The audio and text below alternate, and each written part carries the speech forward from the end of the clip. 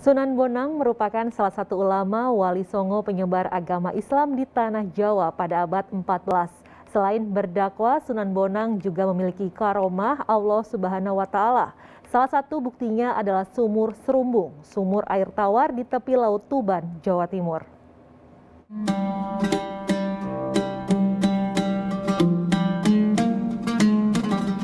Syekh Maulana Mahmud Ibrahim atau dikenal sebagai Sunan Bonang merupakan putra keempat Sunan Ampel dan Nyai Ageng Manila, putri Bupati Tuban Arya Teja. Semasa kecil, Sunan Bonang diasuh oleh ayahnya Sunan Ampel dan sesekali Sunan Bonang pergi ke Tuban untuk belajar sastra dan kesenian.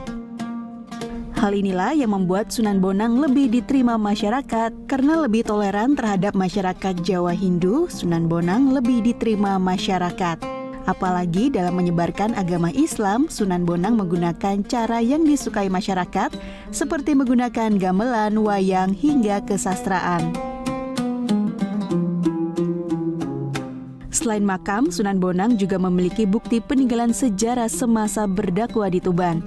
Salah satunya sumur Serumbung di dekat pantai Tuban, Kelurahan Sidomulyo. Menurut cerita, ada seorang pendeta Brahmana asal India yang hendak menemui Sunan Bonang. Pendeta tersebut bermaksud mengadu ilmu dan kesaktian.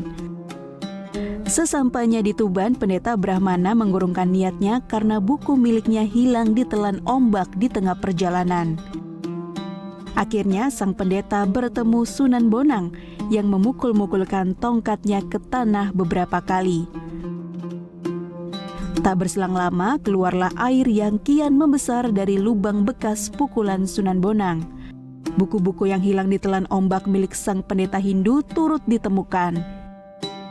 Sementara sumber air bekas pukulan Sunan Bonang tersebut kian membesar.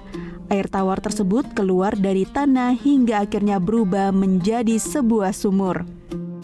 Sunan Bonang pun memerintahkan muridnya untuk membuat serumbung atau semacam pagar. Pagar itu dibuat agar air tidak meluap sekaligus menjaga sumber air. Meski terletak di dekat pantai, air yang keluar dari sumur Serumbung tidak terasa asin. Bahkan di saat kemarau panjang sekalipun, sumur dengan kedalaman 3 meter ini tetap mengeluarkan air tawar. Kalau yang di Tuban ya cerita seperti sumur Serumbung itu adalah peninggalan beliau ketika ditantang oleh seorang begawan Satya Kitri dari Palembang atau yang datang dari Cina yang ingin mengadu ilmu. Beliau akhirnya mencabut tongkatnya. Saya Kitri ini yang terdampar di Pantai Tuban, dicabut tongkatnya itu mengeluarkan air beserta kitab-kitabnya. Hingga saat ini, air yang memancar dari kesaktian Sunan Bonang dikenal dengan nama Sumur Serumbung. Air sumur ini dipercaya peziarah memberi berkah.